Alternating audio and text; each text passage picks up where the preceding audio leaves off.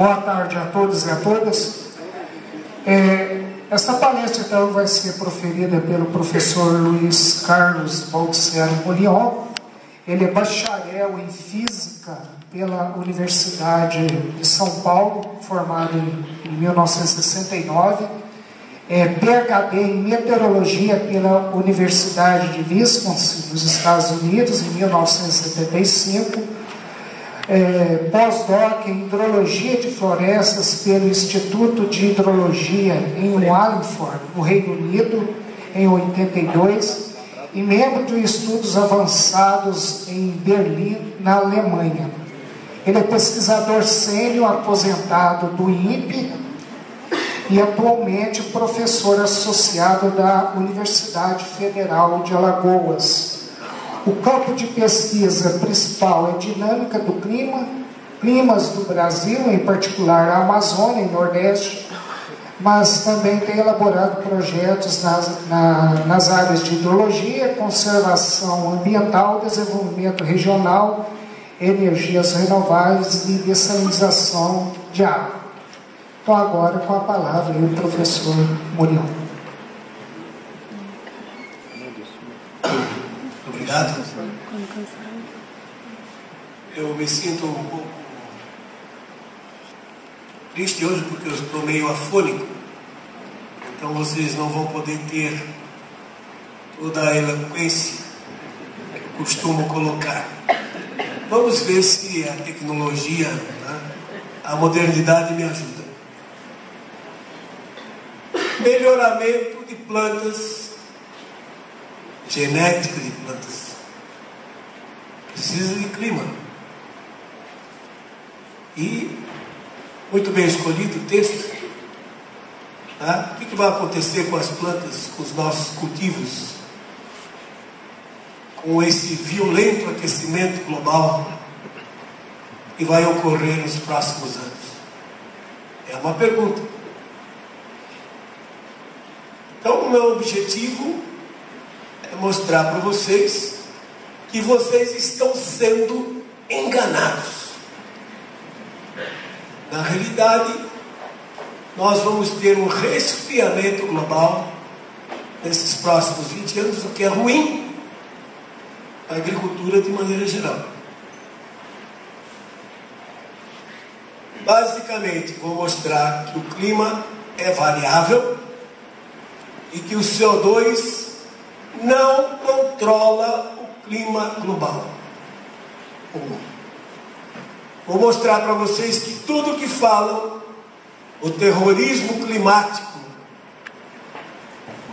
ele na realidade é mentira.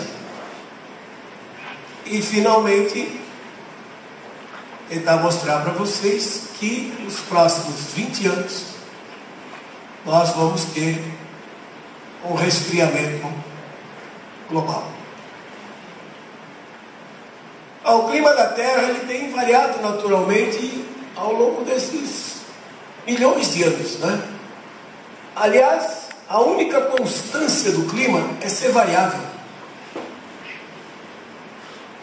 Por exemplo,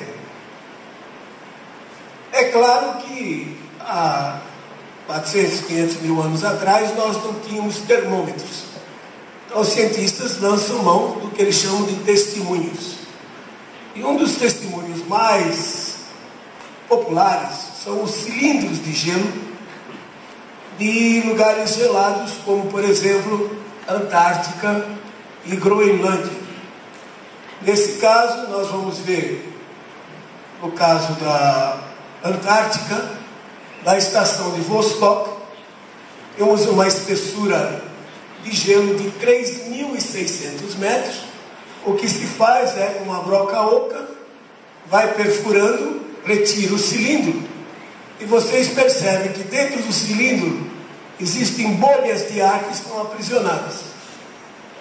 Então, retiram-se essas bolhas de ar e se faz a análise da composição química da atmosfera naquele período que a bolha ficou aprisionada.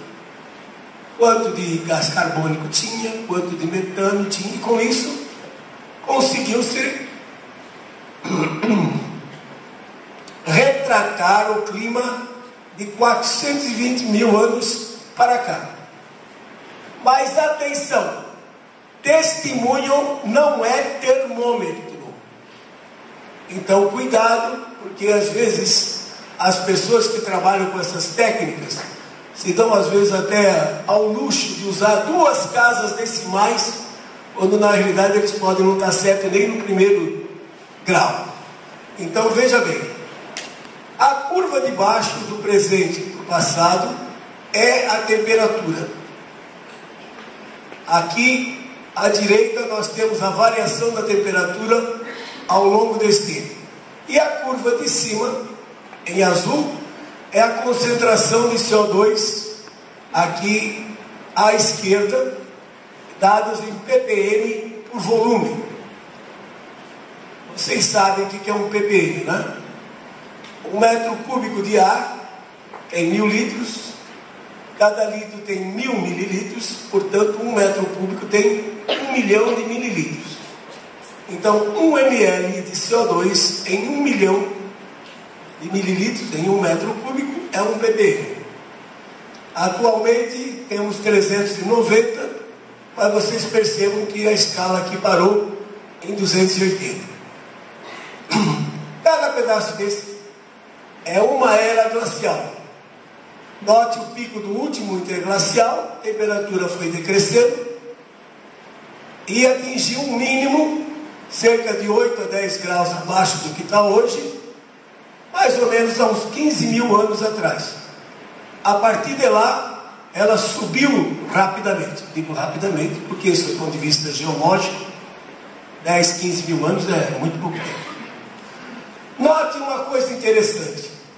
Esse é o presente interglacial que nós estamos vivendo, e eu coloquei a linha do zero aqui, para que todo mundo possa perceber que os 3 últimos interglaciais, de 130 mil, 240 mil e 340 mil anos atrás, foram 6 a 10 graus superiores ao atual. Significa que estava mais quente do que agora. Culpa do homem? Que CO2 o homem lançava há 130 mil anos atrás? Talvez um churrasquinho de uma caça que ele tivesse feito, né? Mas não a ponto de fazer com que as temperaturas fossem 6 a 10 graus mais elevadas. E atenção, com o CO2 abaixo de 300 ppm, hoje em 390. Então dá para perceber que o CO2 não tem muita coisa a ver com a temperatura. O CO2 não é o líder. Por quê? A gente percebe, olhando essas séries, que os picos de temperatura ocorrem antes dos de CO2. 800 a 1200 anos antes de que ocorra o pico do CO2. Portanto, não é o CO2 que lidera, e sim a temperatura. E uma prova disso é que, percebam, estávamos aqui com 280 ppm de CO2, temperatura alta, a temperatura começou a baixar, e o CO2 também. Para onde foi esse CO2? O espaço? A atividade fotossintética consumiu mais CO2? Não pode, porque nas eras glaciais a vegetação diminui. Para onde é que ele foi?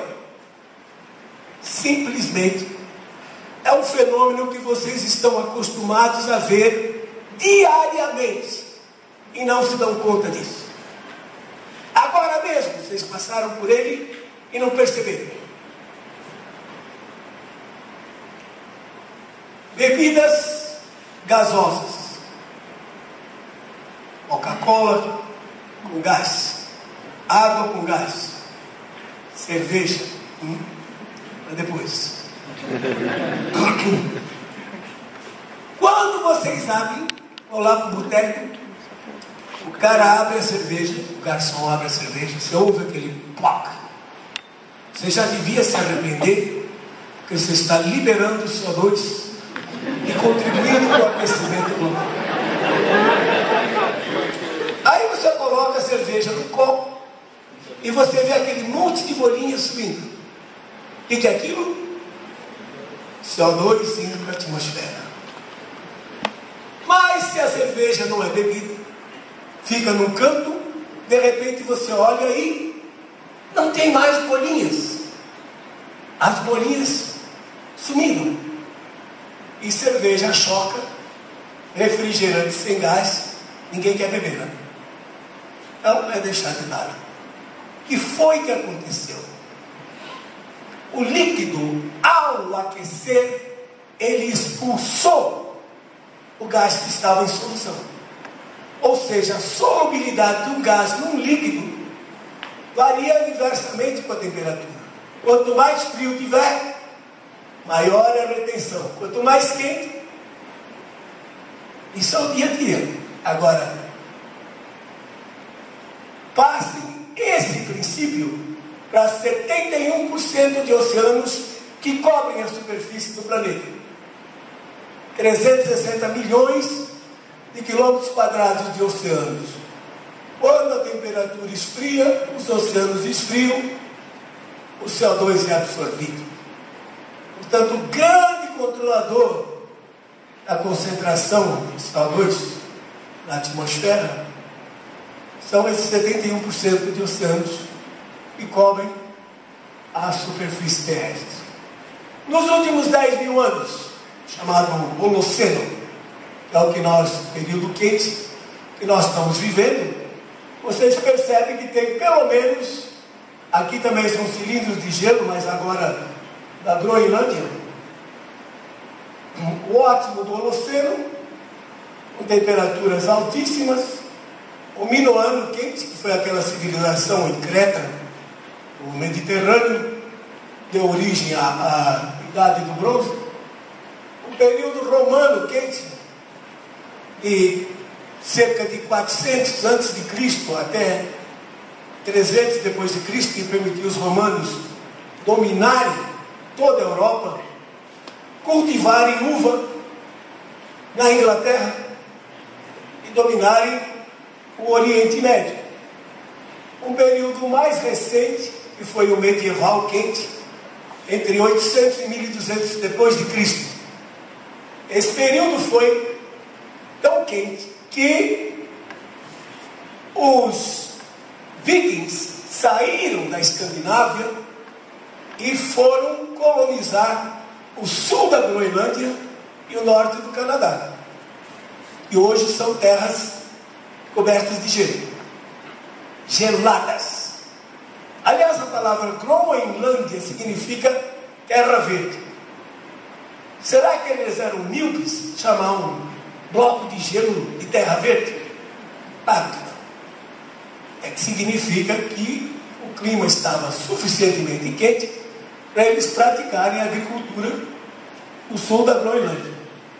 Depois passamos por um período frio, a chamada Pequena Era Glacial, que predominou na Europa, 1300, 1350, na minha opinião, até 1920, no início do século passado, e que aí foi um verdadeiro desastre. Aí sim, nesse período frio, tivemos guerras, a fome predominou, doenças como a peste negra, que matou mais de 70 milhões de pessoas na Europa. As grandes revoluções surgiram nessa época, porque a frustração de safra era muito grande e a população estava passando fome. O maior exemplo que nós temos, a Revolução Francesa de 1798. Na minha opinião, até os grandes descobrimentos, entre aspas, Cristóvão Colombo e Cabral no Brasil, navegações como Vasco da Gama, também foram motivadas por essas frustrações de safra que ocorriam naquela época na Europa. E vejo que até hoje as temperaturas não recuperaram os mesmos valores que tinham anteriormente. Ao contrário, a tendência de longo prazo é ir para uma nova era glacial, uma vez que a última era glacial terminou há cerca de 15 mil anos atrás. As eras glaciais duram da ordem de 100 mil anos e os interglaciais da ordem de 10 mil a 12 mil anos. Como já estamos com 15 mil anos do término da última era glacial, então é muito mais provável que se vá para uma nova era glacial. Nos últimos 130 anos, nós já temos dados de termômetro. Volto de novo para o Ártico. Aqui está um gráfico de 1880 até 2004, em que mostra a variação da temperatura média de 8 estações. Percebam, entre aproximadamente 1920 e 1940, um salto enorme na temperatura do Ártico, com menos de 300 ppm de CO2. Como é que eu vou explicar para alguém que isso aqui foi causado pelo homem? Quando, no término da Segunda Guerra Mundial, o homem colocava na atmosfera menos de 10% do carbono que lança hoje. Então, este aumento de temperatura não pode ter sido causado pelo homem. E tem mais.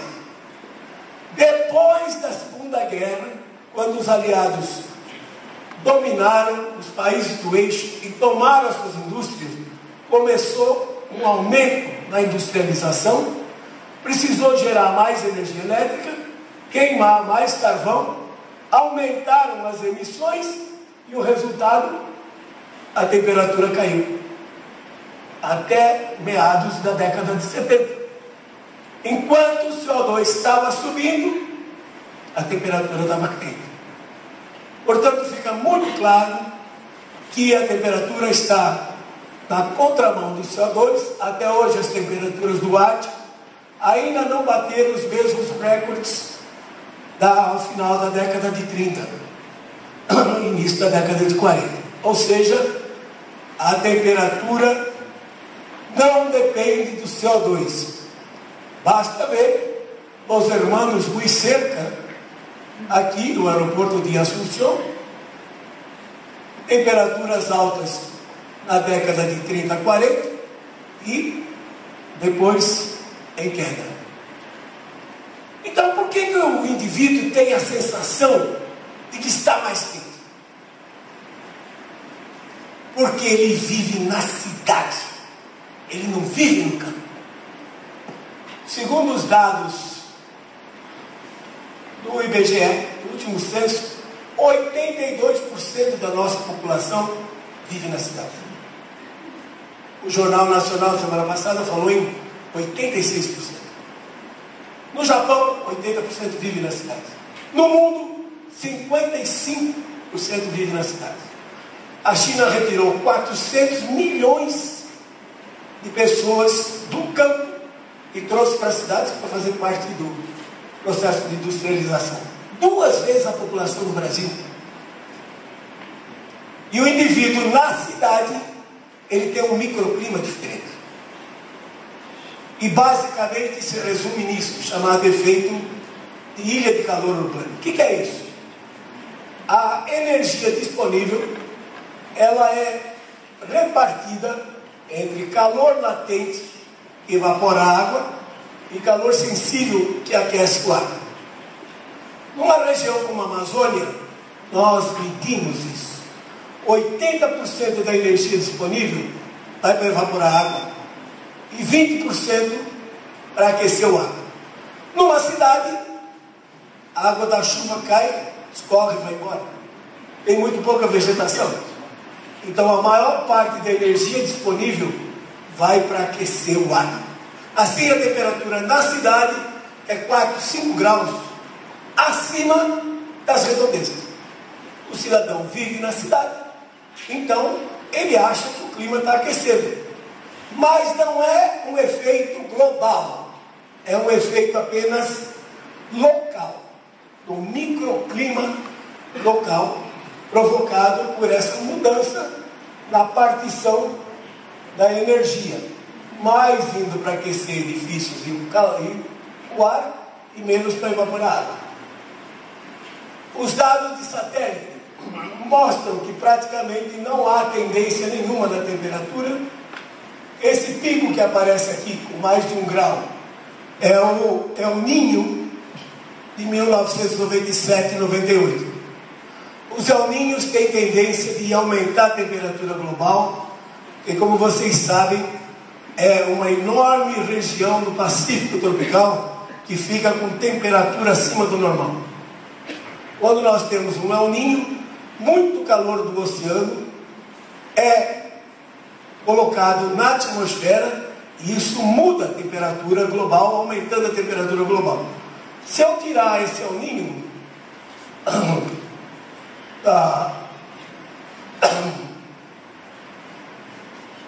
da minha série e substituir isso pela média, vocês são bons em estatística, vocês sabem como fazer isso, calculando a nova tendência, dá uma ligeira tendência de decréscimo. Na realidade, nos últimos 10 anos, os satélites que mostram tanto temperatura em cima dos oceanos como em cima dos continentes, mostram que está havendo uma redução de temperatura e não um aumento. O CO2 emitido pelas ações humanas é ínfimo quando comparado com os fluxos naturais. Vejamos. Fluxos naturais dos oceanos, principalmente solos e vegetação, somam 200 bilhões de toneladas de carbono por ano. Qual é a incerteza que nós temos? 20%. 40 bilhões para cima, 40 bilhões para baixo. Quando a gente faz as contas, ou fazemos contabilidade, se eu tenho um erro na segunda casa, eu nem vou me preocupar com a primeira. Porque eu não sei se a segunda casa é um 6 ou é um 4. Para que eu vou me preocupar em discutir a primeira casa, que são 7 bilhões de toneladas que o homem coloca? Quer dizer, absolutamente ridículo. 3%, 3,5% dos fluxos naturais é o que corresponde ao que o homem coloca. Com um erro de 20% para cima e para baixo. Quer dizer, a incerteza é 40 bilhões de toneladas e o homem coloca só 7. Portanto, as emissões humanas são ínfimas, porque nós nem conhecemos como variam as fontes naturais. Como é que nós vamos controlar as outras? E o metano? Metano é um gás terrível. Ele é 21 vezes mais poderoso em termos de efeito estufa do que o CO2. E o metano estava aumentando. Por quê? Porque os ruminantes estavam aumentando. Arroz, Antônio Carlos, é um vilão. Você planta o arroz alagado, depois colhe o grão e deixa a planta apodrecendo, ela libera metano. Os ruminantes, da qual fazem parte aqueles bichinhos bonitinhos, fofinhos, quadrúpedes também, que a gente costuma contar quando está com insônia. Carneirinhos, terríveis esses bichos. Eles comem capim, aí fica virando de um estômago para o outro e libera metano por trás e pela frente. Vocês dão risada, mas o governo da Nova Zelândia queria taxar os criadores de carneiro, porque o pum dos carneiros estava contribuindo para o aquecimento global. O que está acontecendo com o metano? Estável.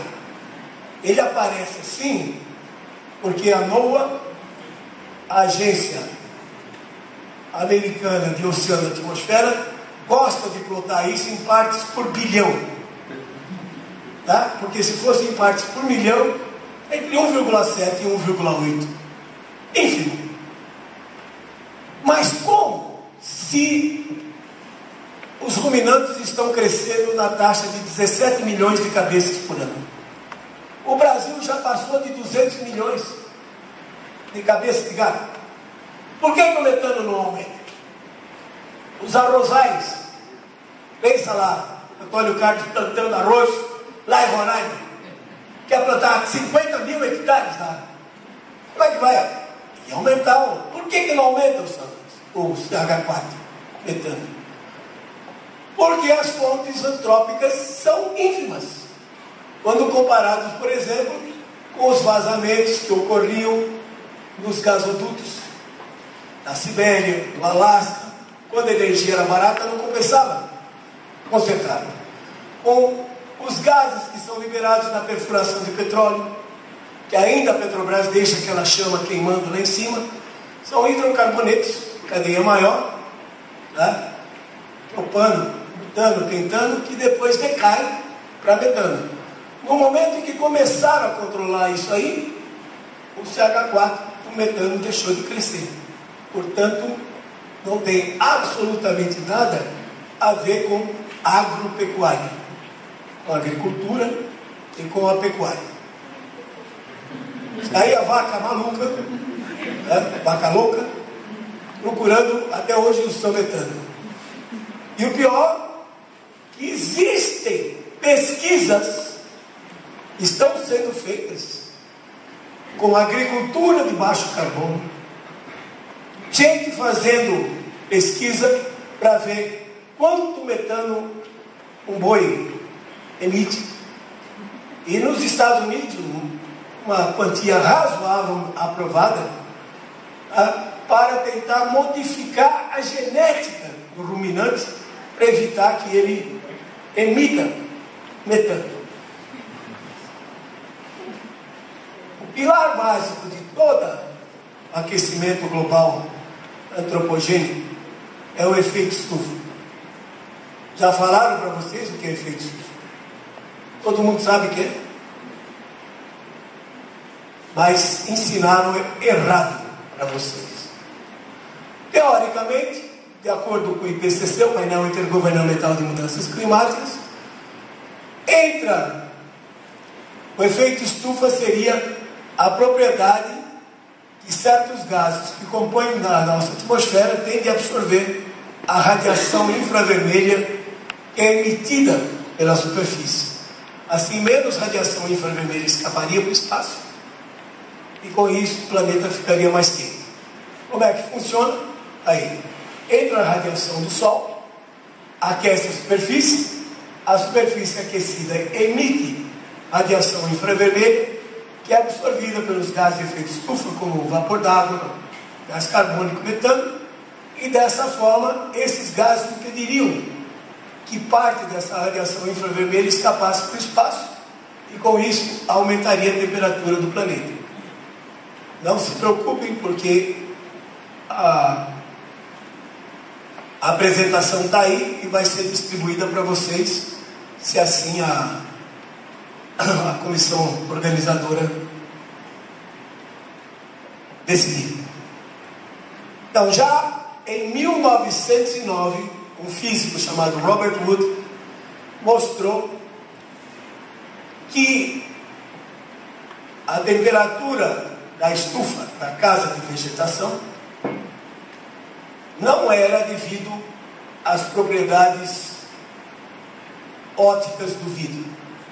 O vidro, ele é um filtro. Ele permite a entrada da radiação solar, mas ele corta, ele absorve toda a radiação infravermelha a partir de 2,8 microns.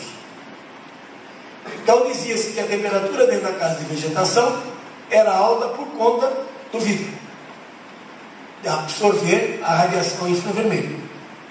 E chamaram isso, então, esse efeito na atmosfera, de efeito estufa. Robert Wood construiu duas casinhas, uma de vidro e outra de quartzo, que não absorve a radiação infravermelha, e a temperatura final foi a mesma nas duas. Donde ele concluiu que o ar dentro da casa de vegetação tinha temperatura mais elevada do que fora, por conta que o ar não conseguia se misturar, ele estava preso, confinado, e portanto acumulava energia e não tinha nada a ver com a energia, não tinha nada a ver com a absorção de energia infravermelho pelo vidro.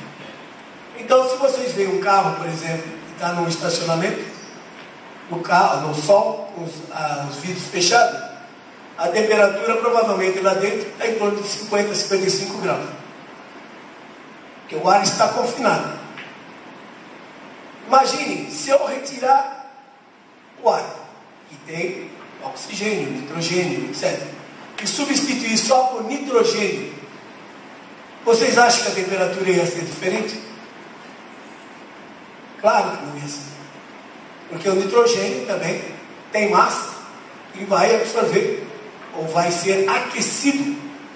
E o resultado que a sua temperatura vai ser a mesma do que o carro estando cheio com ar. Assim que você abre a janela, aquele ar quente sobe e a temperatura dentro do carro baixa. O efeito estufa, da maneira como ele é descrito, ele fere as leis da termodinâmica.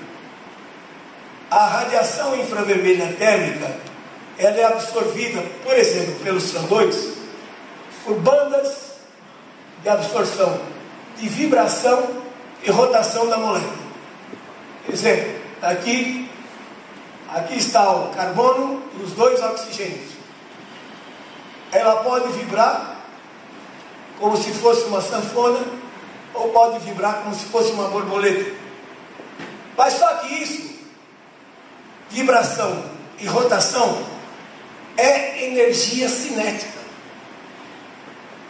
E cada molécula de CO2 é envolvida por mais de 2.600 moléculas de nitrogênio, oxigênio e argônio. 78% de nitrogênio na nossa atmosfera, 21% de oxigênio, 0,9% de argônio, CO2, 0,039%. Então, se vocês lembrarem daquilo que vocês aprenderam no jardim da infância, número de Avogadro, essas coisas, fizerem as contas, vocês vão ver que para cada molécula de CO2 tem 2.600 moléculas de nitrogênio e oxigênio. Quando a molécula de CO2 vibra ou roda, ela tromba, ela bate nessas outras moléculas e transfere energia cinética na forma de calor. Só que como tem muito pouca molécula de CO2, esse calor que ela transfere é muito pequenininho. Em outras palavras, se eu retirasse todo o CO2 da atmosfera, a temperatura seria a mesma que nós temos hoje. Portanto, o CO2, o efeito estufa, ele está furado. Como é que então o ar é aquecido? Simplesmente por contato da superfície. O balão de São João. O balão, quando ele está com a chama apagada, ele está no chão. Ou seja, o peso dele é maior do que o empuxo. E ele fica no chão, porque ele tem peso, e o peso vence o empuxo. No momento que eu aqueço o balão, o empuxo dele se torna maior do que o peso e ele sobe. Todo mundo sabe que balão de São João com tocha apagada não sobe. Então, aquecendo o ar que está dentro dele, ele adquire empuxo e sobe. A mesma coisa ocorre na atmosfera. O ar em contato com o chão se aquece. Ar tem peso. 1 metro cúbico de ar pesa 1,2 kg. Nas condições em torno de 25 graus de temperatura. Claro, 1 metro cúbico de água pesa 1 tonelada. Tá? Muito mais pesado. Mas 1 metro cúbico de ar tem peso. Enquanto esse metro cúbico de ar não for aquecido suficientemente para ele vencer o peso dele, ele fica próximo do chão. No momento que ele adquire flutuabilidade, ele sobe e é reposto por ar mais frio. Portanto, o que faz com que as temperaturas sejam mais altas próximas da superfície não é o efeito estufa, e sim o contato do ar com a superfície aquecida pela radiação solar. Portanto, o efeito estufa nunca foi provado e, de acordo com ele é descrito, ele fere as leis básicas de conservação de energia e da termodinâmica. Aí surgem proposições como Protocolo de Kyoto. Vamos reduzir 5,2% das emissões globalmente, 0,3 bilhões, contra uma incerteza de 40 bilhões. Isso é absolutamente ridículo. Tanto assim que não pegou. A própria Europa, no ano passado, aumentou as suas emissões em mais de 5%. Por quê? Porque se está frio, você tem duas opções. Ou você morre de frio, ou queima carvão e gás para produzir aquecimento residencial. Tá? O resultado, em vez de morrer de frio, com invernos mais rigorosos, você tem que queimar mais. E por isso que a Europa, apesar da crise econômica, aumentou suas emissões. Então, por que insistir em reduzir as emissões? Bom, a vantagem que a gente tem de ser velho é que a gente já viu a coisa evoluir ao longo do tempo. Eu estava fazendo meu doutorado na Universidade de Wisconsin, no início da década de 70, quando começaram a falar que o petróleo estava escasseando. E nessa hora entram os especialistas. Sempre aparecem especialistas nessa hora. Aí eu assisti uma palestra lá, o cara dizia 60% do petróleo existente no mundo já foi construído. E esses 40% que estão aí não vão chegar até o ano 2000. Então o que aconteceu? Os países desenvolvidos, altamente dependentes do petróleo, não só no que se refere à industrialização, mas da sua própria sobrevivência, em função do inverno que eles têm, disseram, bom, se nós formos deixar esses países subdesenvolvidos a terem o mesmo padrão de vida que nós temos, esse petróleo acaba antes. Então não vamos dividir o petróleo. Como é que vamos fazer? Inventa uma historinha. Diga que o CO2 está aumentando a temperatura do globo e, portanto, precisamos reduzir a queima de petróleo e carvão. O que se sabia, se você olhar os livros de clima na década de 60, já se sabia que o clima tem um ciclo de aproximadamente 50, 60 anos. Passa 25, 30 anos aquecendo, 25, 30 anos esfriando. Estávamos passando de 45, 46, 1945, 46, já por um resfriamento. Depois eu volto a falar nisso. Então, já se sabia que em algum ponto, na década de 70, a temperatura ia começar a aumentar. E de fato, a temperatura começou a aumentar a partir de 1977, e aí entrou a hipótese de que o CO2 é que estava provocando aquele aumento de temperatura. Mas realmente vocês acham que petróleo é problema? Eu vou dizer para vocês que não. Primeiro, alguns de vocês acham que o petróleo é de origem biológica. É? Matéria orgânica, vegetais e animais, que caem depois de alguns milhões de anos e se transformam em óleo. Se isso for verdade, imagine então o planeta Terra com 360 milhões de quilômetros quadrados, 71% de oceanos. Quantos animais e plantas marinhas já morreram nesses últimos 4 bilhões de anos?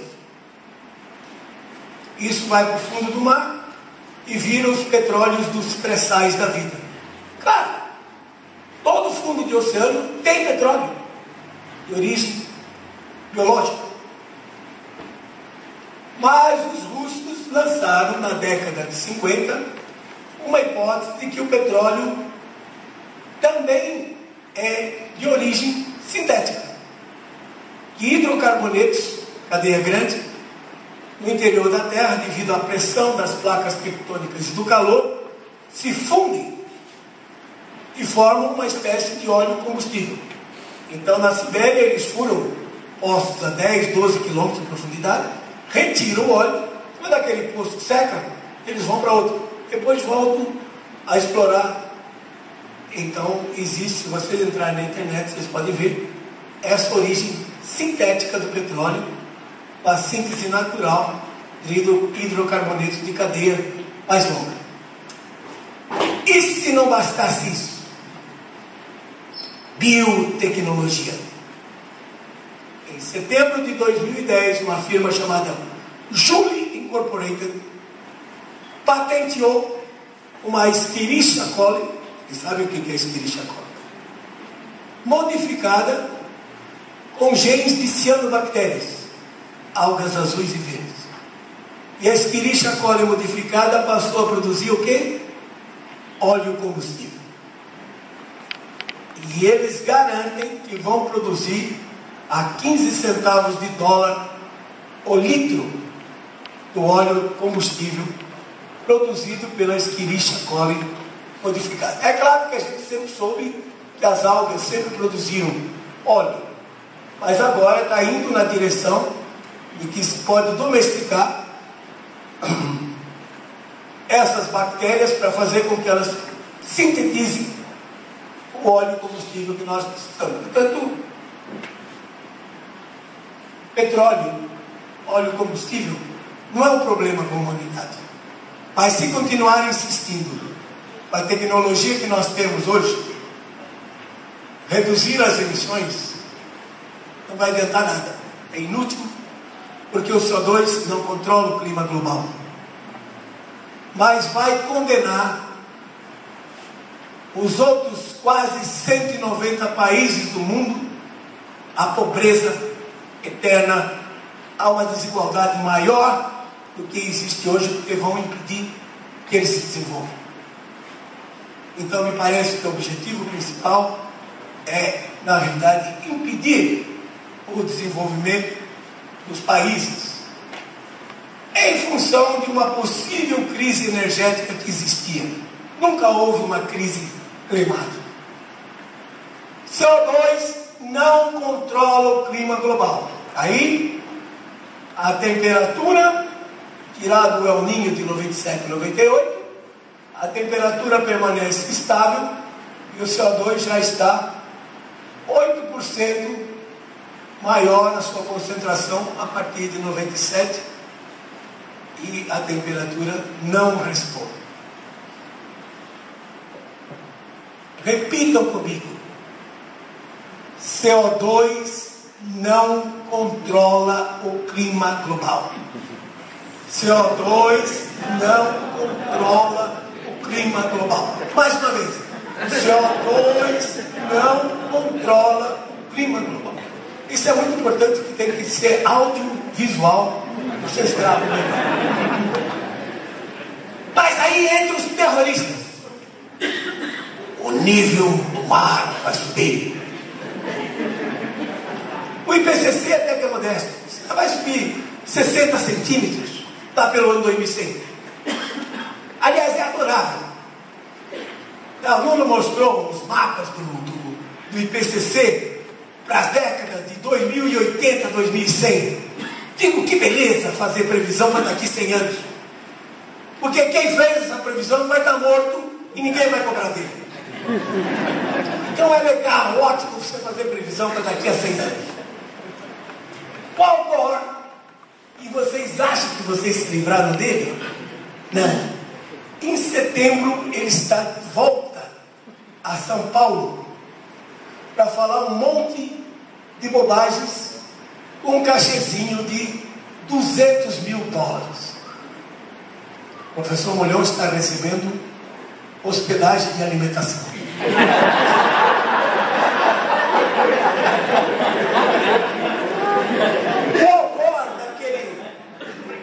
O Al Gore, naquele documentário que ganhou o Oscar em fevereiro de 2007, e depois ele foi laureado com o prêmio Nobel da Paz. Se fosse alguma coisa importante, cientificamente, seria prêmio Nobel de Física, prêmio Nobel de Medicina, prêmio Nobel de Química, mas foi da Paz. No documentário dele, ele disse que o nível do mar vai subir de 20 pés. Um pé é uma unidade inglesa equivalente a 30 centímetros. Portanto, o Al Gore está dizendo para vocês que o nível do mar vai subir de 6 metros. Então anote aí, entre na internet amanhã, ou hoje antes do churrasco, e coloque no Google Al Gore, Montecito, Califórnia. Daí vocês vão ver a fantástica mansão que o Al Gore comprou naquele período da crise imobiliária em 2008, em Montecito, na Califórnia, com 28 quartos, um negócio assim, aposento, desculpa, essa é. E da piscina, assim, você vê aquele oceano Pacífico lindo, se espalhando pelo horizonte. Peraí, um cara que gastou quase 9 milhões de dólares para comprar uma mansão ao nível do mar, acredita que o mar vai subir de 6 metros?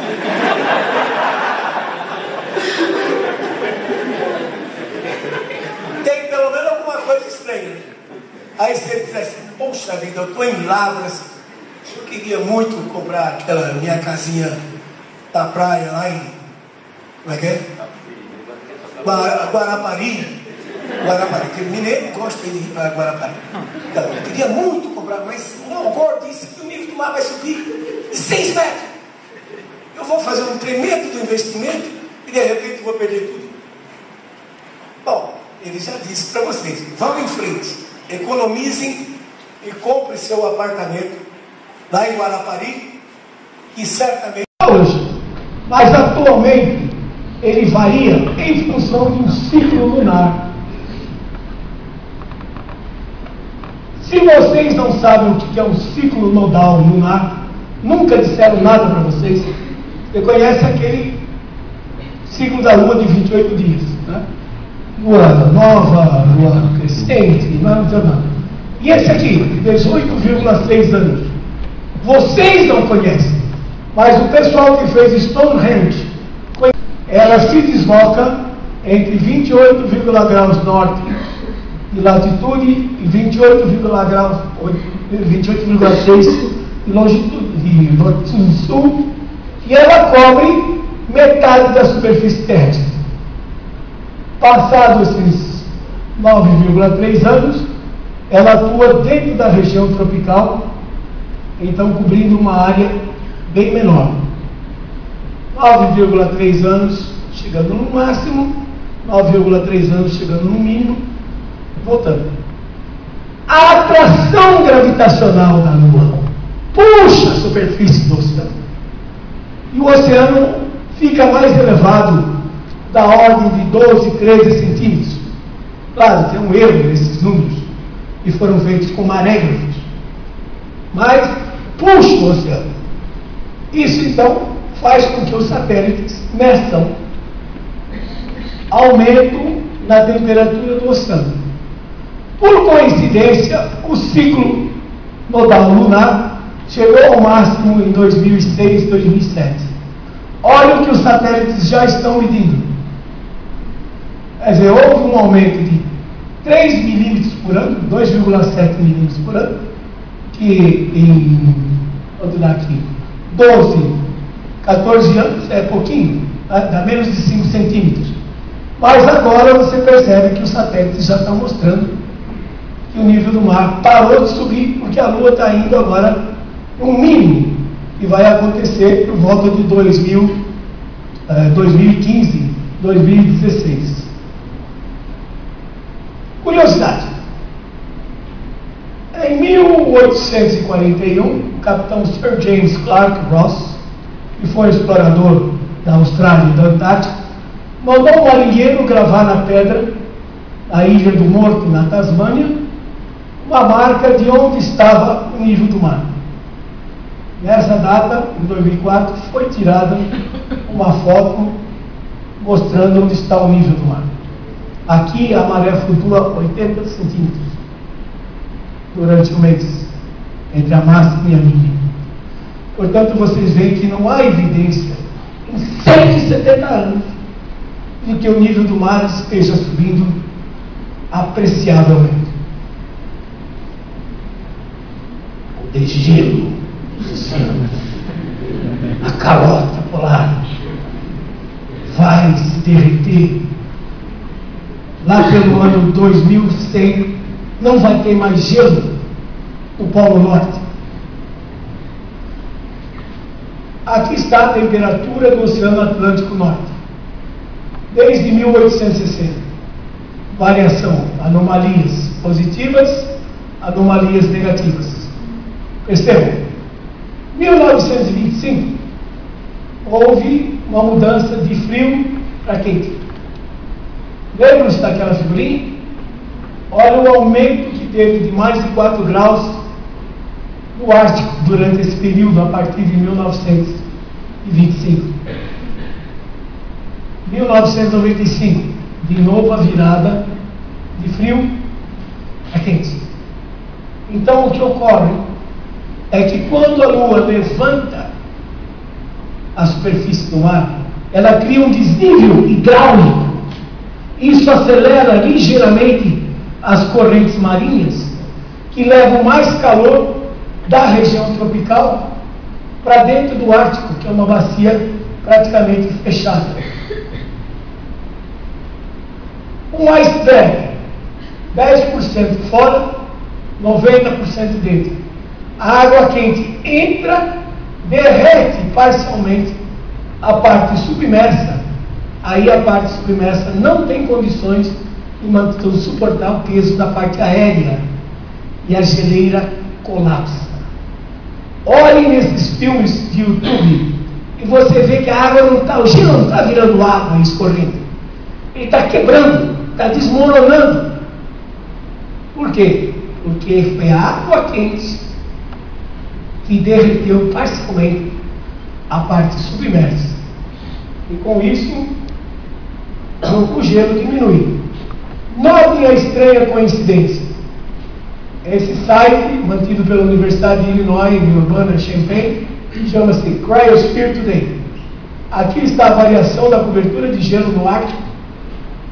Notem que mais ou menos em 1995, 1996, quando o Atlântico começou a aquecer, o gelo diminuiu e atingiu um máximo de redução, 2,7 milhões de quilômetros quadrados, em 2007, coincidindo com o máximo lunar, transportando mais calor para fora dos trópicos.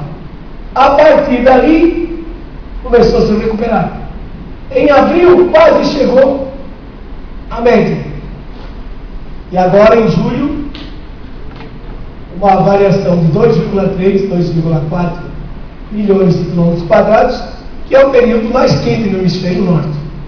Muito provavelmente, agora no inverno, em abril, ele vai voltar a passar da média. Portanto, o gelo no Ártico está se recuperando. É uma variabilidade normal. Naquele período de 1925 a 1946, derreteu. Tem fotos de submarinos americanos no Ártico, emergindo no Ártico. Fotos! Em 1939, início da Segunda Guerra Mundial. Na Antártica, o gelo continua crescendo. São dados de julho de 2012, do mesmo site. Quer dizer, desde que se passou a medir com satélites, o acúmulo de gelo na Antártica continuou aumentando. Isso faz sentido, porque se os oceanos estão transportando mais calor para fora dos trópicos, a água em torno do continente antártico está mais quente, evapora mais água, e quando cai a precipitação, cai na forma sólida de neve e vai transferindo água do oceano para cima do continente. Então faz muito sentido isso. Catástrofes. O aquecimento global é tipo Bombril. 1001 utilidades. Ele produz secas, produz inundações, aumento de furacões, onda de calor, enfim, tudo o que você precisar do aquecimento global, você tem. Só que catástrofes ousadas aconteceram no passado. Por exemplo, a maior seca registrada no Nordeste, 1877-79. Segundo Euclides da Cunha, em Os Sertões, publicado em 1902, matou mais de 500 mil nordestinos. Obrigou Dom Pedro II a sair de Petrópolis. Foi para o Ceará, onde em seu discurso ele proferiu a famosa frase: venderei até a última joia da coroa para salvar o povo nordestino. Como sabidamente o imperador tinha várias mulheres, nós nunca soubemos quem foi a coroa que ficou sem as joias. As secas continuam existindo. Em Manaus, os recordes do porto de Manaus, no nível do rio, até 2009, eram todos durante o período que o Pacífico estava frio. Onda de calor. Sabe, Filadélfia tem um registro de ondas de calor desde 1850. Lembrando dessa, por exemplo, que foi publicada em toda a análise dessa onda de calor, 1896. Só em Nova York matou mais de 3 mil pessoas. Essa onda de calor. O furacão mais intenso que já entrou nos Estados Unidos há 112 anos atrás. Matou metade da população de Galvez para o país. Portanto, as pessoas não podem confundir intensidade do fenômeno com vulnerabilidade social. Hoje, devido ao aumento populacional, principalmente das classes pobres, as pessoas nas cidades tendem a ocupar áreas de risco. Então, o mesmo fenômeno, com a mesma intensidade, hoje mata muito mais gente. Não afogado, mas por soterramento. Por quê? Porque eles estão ocupando áreas impróprias. Então, é muito importante que as prefeituras olhem para isso. Muito importante que a gente também faça o máximo possível para prever melhor esses eventos. De onde saem essas previsões catastróficas? De modelos de clima. O que é um modelo de clima? É um programinha de computador. Pode ter 1 milhão, 1.200.000 linhas. Pode precisar de um supercomputador, como esse que instalaram lá no INPE. É o 4º supercomputador que eles já têm. E processa uma velocidade de 256 teraflops. O que é um teraflop? 256 teraflops, o computador faz 256 trilhões de contas por segundo. Para quê? Para rodar esses modelos. Acontece que esses modelos têm o seu próprio clima. Eles não representam o clima da Terra. Porque eles não conseguem reproduzir, por exemplo, as estruturas básicas do clima. Ciclo hidrológico, o modelo não sabe fazer chover. Você mostrou muito mapa de chuva. Aqui na enganação. Ciclo hidrológico pessimamente marcado, particularmente nuvens. Não sabem. Os modelos previam o armazenamento de calor. Está acontecendo o contrário. O modelo não sabe transportar calor para fora dos trópicos, como a Lua faz. Sem constar o fato de que um modelo desses tem centenas de parâmetros ajustáveis. Vou dar um pequeno exemplo. Uma função, uma reta, y igual a ax mais b. Tem o parâmetro A e o parâmetro B. Mudando o parâmetro A e o parâmetro B, você consegue a reta que você quiser. Concorda comigo? Bom, basta o pesquisador sintonizar o modelo, fazendo os ajustes do parâmetro. Ou seja, o pesquisador tortura o modelo até ele confessar o aquecimento global. Aí depois, ele é um ótimo modelo e pode entrar no time do IPCC. A minha proposta é muito simples. O modelo tem que ser validado. para você acreditar numa previsão, o melhor seria o modelo retratar o clima passado. Não é justo? A proposta é justa.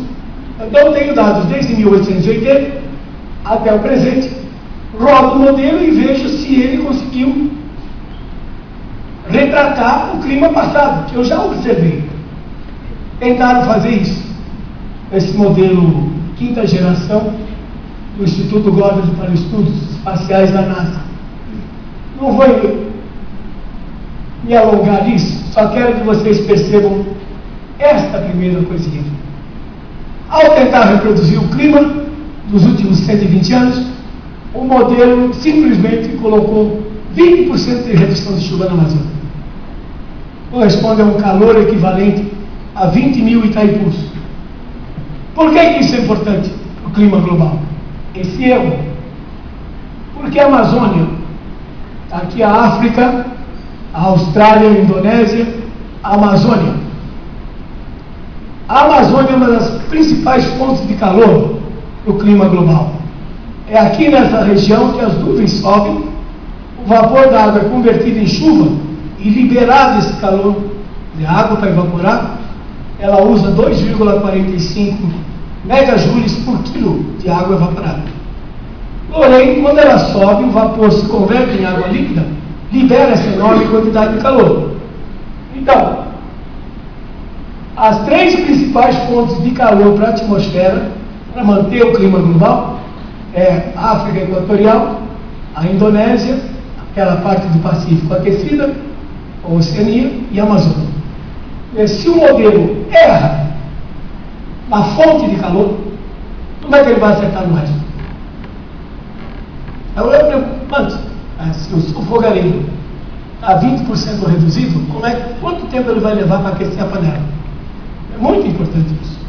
Então vocês veem que modelos não conseguem reproduzir o clima global. E, portanto, os seus resultados são meros exercícios acadêmicos, sem utilidade nenhuma. Não podem ser usados, por exemplo, para o planejamento das atividades humanas. Em resumo, embora os resultados de modelos saiam em mapinhas bonitos, coloridos, é tudo lixo, não serve para nada. Mas o clima está mudando?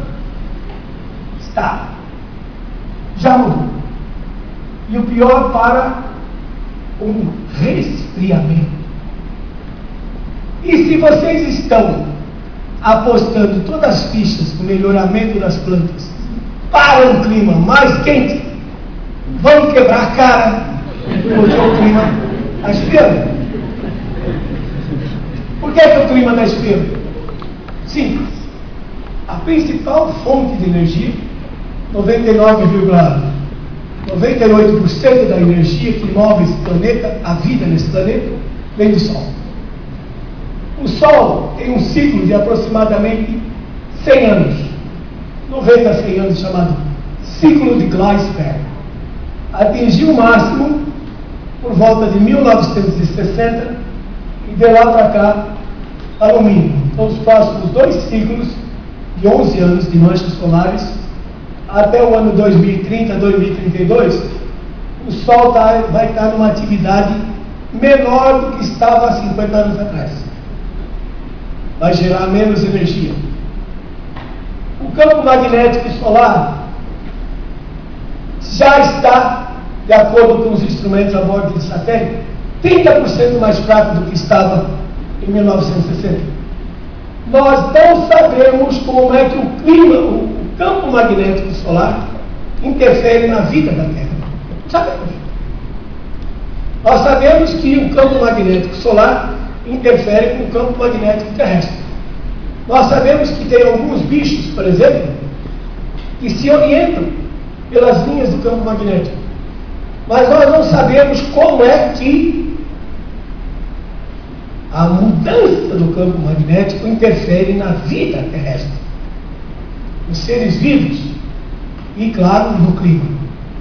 Mas vocês são uma geração privilegiada, porque agora, nesses próximos 22 anos, até o ano 2030, 2032, nós vamos ter a oportunidade de aprender o que o Sol, no mínimo de um ciclo de 100 anos, faz com o clima e com os seres vivos. Qual é a influência que ele tem? Porque a última vez que ocorreu, entre 1895 e 1920, nós não tínhamos condições de observar. Aliás, ninguém pensava nisso. Mas hoje nós temos uma parafernália enorme de satélites e sondas que estão monitorando constantemente o Sol, o campo magnético, a ionosfera. Então nós vamos aprender muito nesses próximos 20 anos como é que o campo magnético solar interfere na vida na Terra. Os oceanos estão se resfriando, particularmente os oceanos do hemisfério sul, perdendo da ordem de 10 watts por metro quadrado. Como é que nós sabemos? Hoje nós temos umas engenhocas fantásticas. São flutuadores que ficam flutuando a 2.000 metros de profundidade. Eles se deslocam 10 dias, depois do 10º dia, inflam as aletas, começam a subir, medindo temperatura e condutividade da água, ou salinidade. Chega na superfície e transmite para o satélite. Quantas dessas engenhocas vocês acham que nós temos pelos oceanos do mundo? Aí. 22 de agosto, 2 dias atrás, os satélites receberam dados de 3.561 espalhados pelo mundo todo. O que essas engenhocas estão falando? Embora os modelos estivessem prevendo que os oceanos iam se aquecer, aqui está em 10 elevado a 22 joules por ano, na realidade as engenhocas estão mostrando que os oceanos estão se esfriando. Olha aqui, o Oceano Pacífico, Brasil, Estados Unidos, China, Austrália.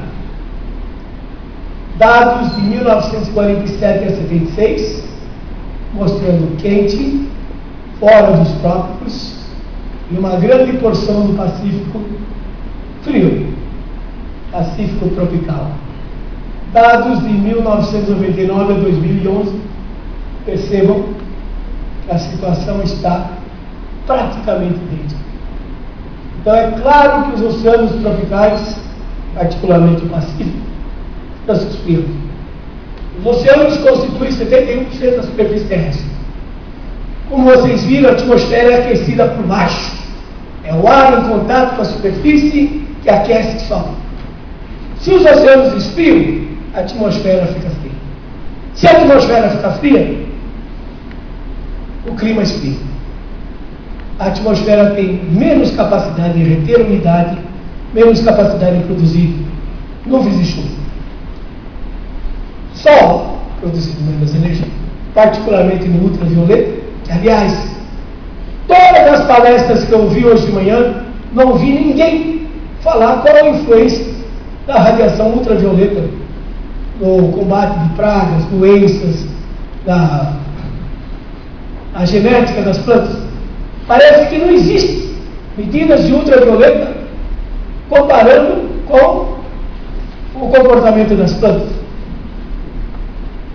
O fluxo de ultravioleta é maior na região tropical do que fora das regiões tropicais. Então é muito importante vocês botarem isso na cabeça. Quem vai estudar genética de planta, quem vai estudar melhoramento, tem que ver principalmente Sol. Qual é a qualidade da radiação que chega do Sol? E não só o par, radiação fotossinteticamente ativa. Isso é uma parte. E o ultravioleta? Nos próximos anos, o Sol vai diminuir sua atividade, produzir menos energia, menos ultravioleta.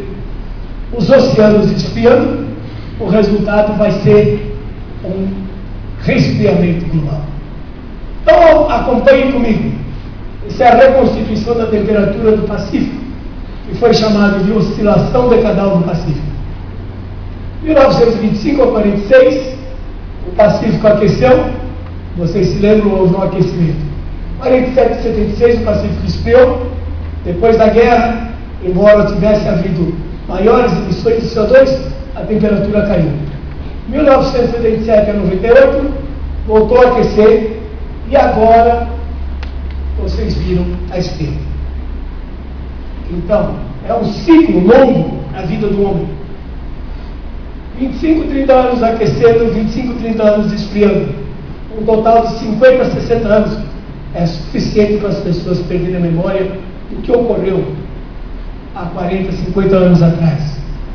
Então, são mudanças naturais. Não tem nada a ver com o homem. Veja, o Pacífico aqueceu. A temperatura aumentou entre 1925 e 1946. O Pacífico se esfriou, a temperatura diminuiu entre 46 e 76. 76 a 98 voltou a aquecer e agora vai esfriar. Uma das consequências são os laninhas e alninhos. El Niño aquecimento, laninha resfriamento, que tem grande impacto climático na agricultura. Por exemplo, a disponibilidade de água. O norte do país, por exemplo, responde muito bem a isso aí. E o que aconteceu? Veja, durante o período que o Pacífico ficou frio, a frequência de El Niño, de laninhas aumentou, e os El Niños foram curtos e não tão intensos quanto depois que o Pacífico se aqueceu. Os El Niños foram muito intensos, como de 82 a 83, de 87, o grande El Niño de 91 a 95 e o de 97 a 98. E os laninhas, resfriamentos, foram muito poucos. Agora parece que estamos voltando às condições daquele período de 47 a 76. Maior número de laninhas fortes, invernos mais frios e mais secos. É o que eles produzem aqui para nós. Impactos. Janeiro a março, que é quando a maior parte do Brasil recebe chuva. E aqui eu vou fazer uma ressalva. Isso é o que eu chamo de previsão por similaridade. Eles ficam bravos comigo que eu não preciso de um computador de 50 minutos. Basta eu ter uma boa base de dados e ver que se durante esse período de 50 a 76 o Pacífico ficou frio e houve um resfriamento global, eu vou e estudo a chuva e a temperatura daquele período, que eu tenho dados. E agora eu vou usar esses resultados e utilizar esses resultados para me planejar para esse próximo resfriamento. Que esses resultados foram produzidos por um clima natural, e não por um modelo. Então aqui que vocês têm previsão por similaridade. O que aconteceu entre 1950 e 1976? Que a base de dados que tem hoje, já expliquei 2 anos mais para trás, 48. No período do verão, que mais chove, a maior parte do Brasil central, particularmente o oeste da Bahia, redução de chuva. Aqui, ó, muito claro. Na Amazônia, não se pode falar da Amazônia de um clima só. Choveu mais em cima da Trombetas e do Xingu, choveu mais no lado leste, mais em cima da Bolívia, Peru, e menos aqui no centro-oeste amazônico. Rio de Janeiro, aparece o máximo de precipitação. Veja, nós estamos falando em 27 anos de dados.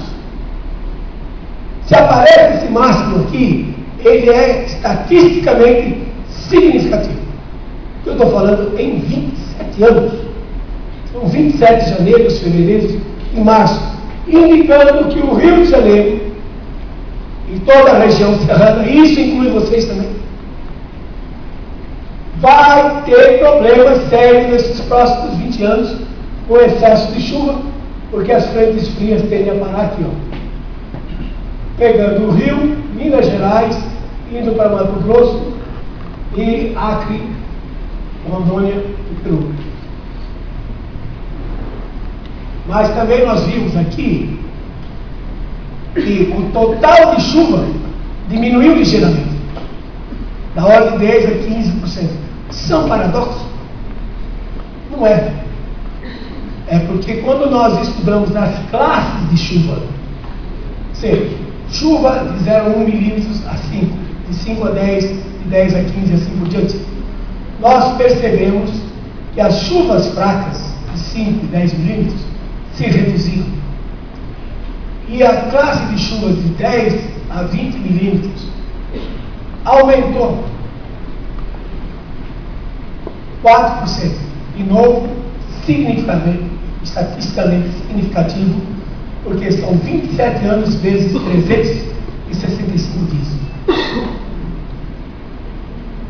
O número de dias com chuva diminuiu. Assim, a probabilidade de veranicos, particularmente no sul, aumenta. E aí vamos ter problema com o cultivo de soja. O cultivo de arroz, nem tanto, porque já tem toda a água que precisa. Abril a setembro, que é o período seco.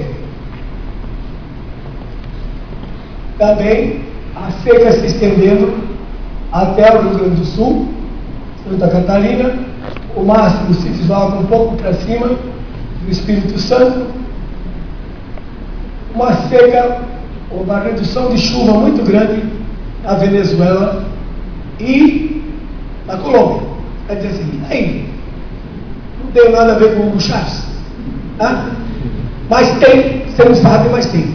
Além dele participar agora do Mercosul, embora ele seja Merconorte, toda Boa Vista, Roraima, é energizada pela energia que vem de Curu. Se no Rio Orinoco reduzir as chuvas, a potência de Curu, a água para ser turbinada, vai diminuir, e pode ser que o Hugo Chávez não queira vender mais energia para Roraima, e Roraima vai ter que voltar às termoelétricas como era antes. O Antônio Carlos sabe muito bem disso. Temperatura. Notem uma redução de temperatura de até 2 graus. Isso na média. Na média, temperatura média, junho, julho e agosto. A redução de temperatura, principalmente em cima de Minas Gerais, provocando, por exemplo, uma frequência maior de geadas severas no sul, sudeste, sul de Minas, São Paulo.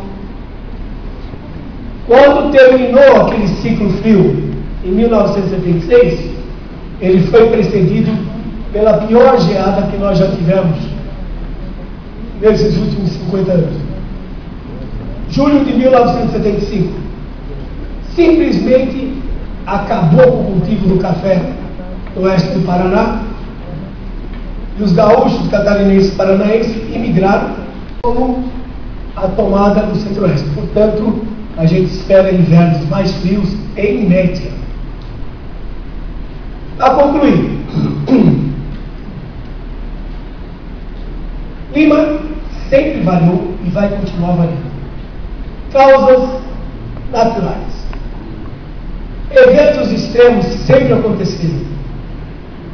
O problema agora é a vulnerabilidade humana. A população é muito maior. E, no Brasil, 86% das pessoas vivem na cidade.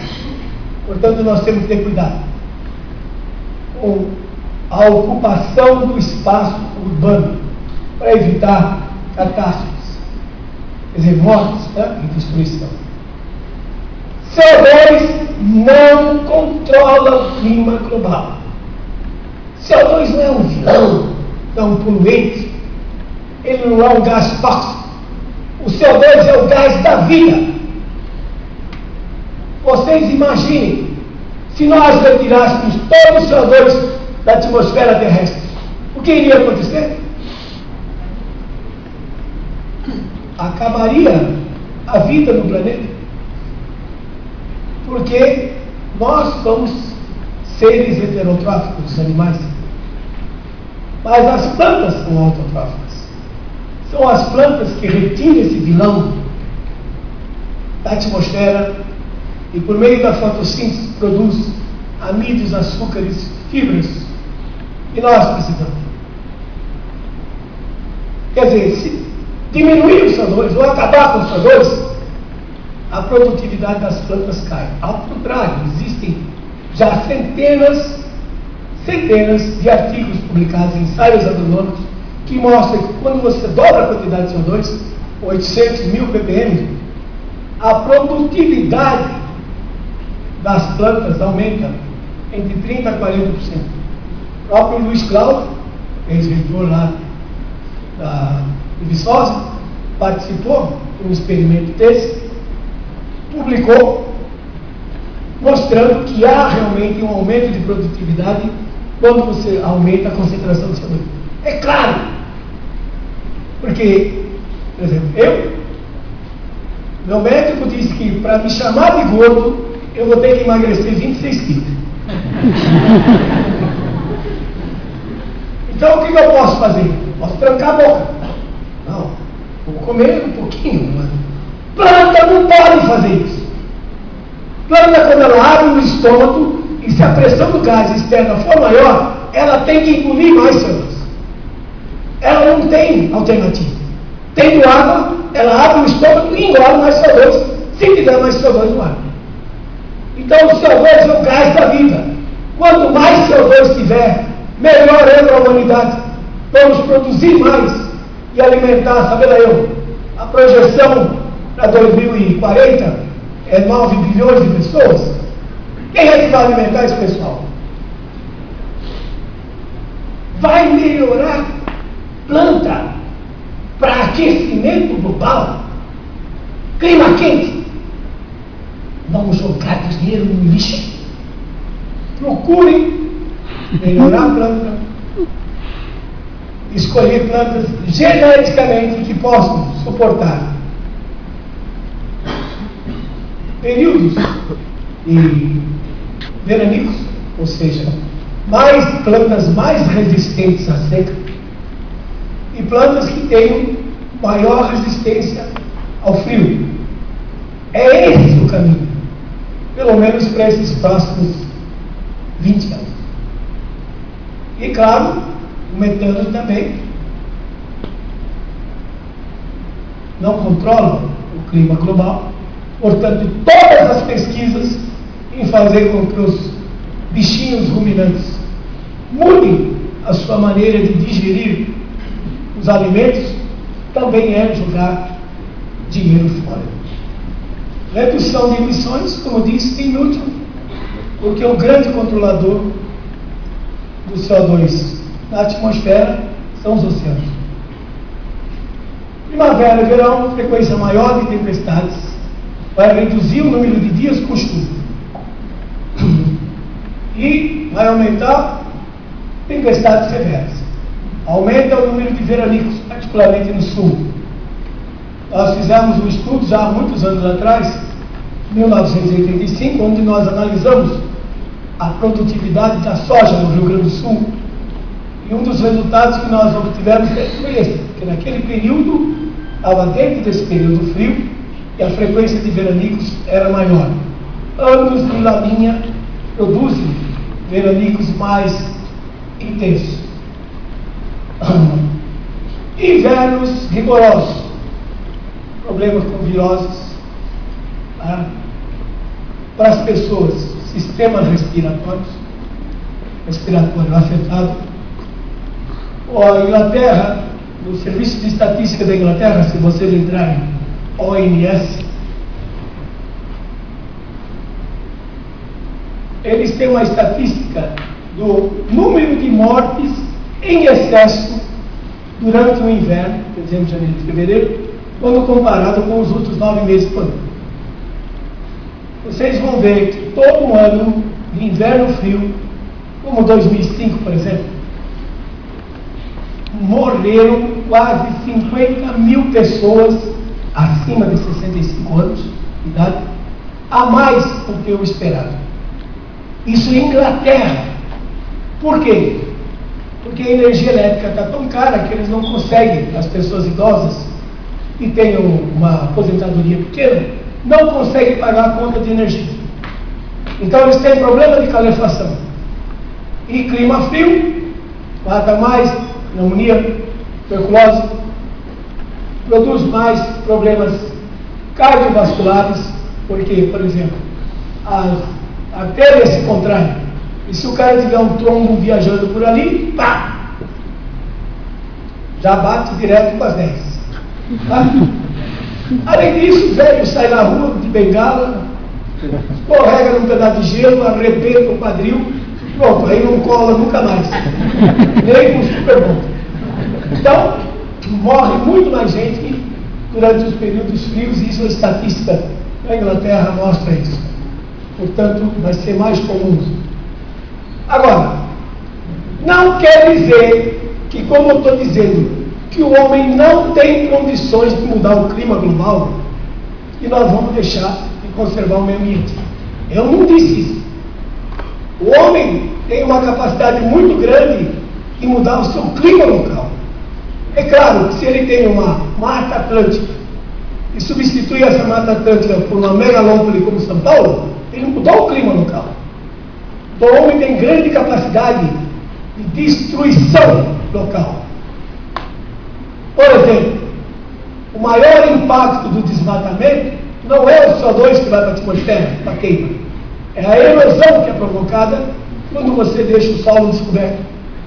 A alta intensidade das chuvas tropicais, nós fizemos experimento que mostrou que até 330 toneladas de solo por ano por hectare era jogada nos rios. O grande problema do desmatamento, por exemplo, do seu ponto de vista de impacto ambiental, é a erosão. E Minas Gerais está cheio, nessa região serrana, de exemplos disso, fossorocas enormes que se formaram depois que a vegetação foi retirada. Então, eu não disse que o homem não tem condições de mudar o clima global. Localmente, ele pode destruir. Vejam bem, 71% oceanos, 29% continentes. Dos 29%, 15%, mais da metade, são terras geladas e areia, desertos.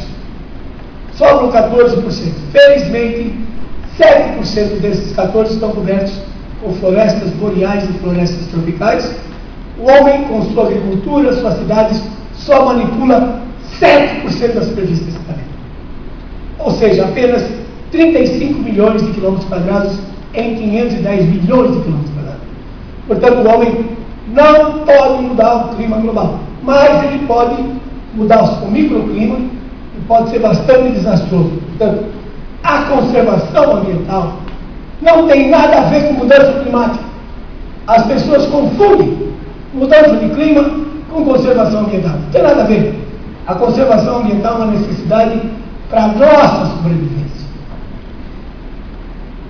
Muitas espécies já desapareceram. Nós podemos ser a próxima, se nós não conservarmos o ambiente. Muito obrigado. Era só isso que eu queria dizer.